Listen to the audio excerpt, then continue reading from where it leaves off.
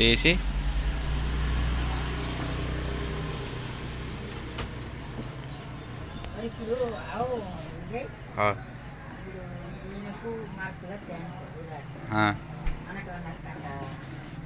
ఆయన పార్టీ ఇస్తారు రేపు.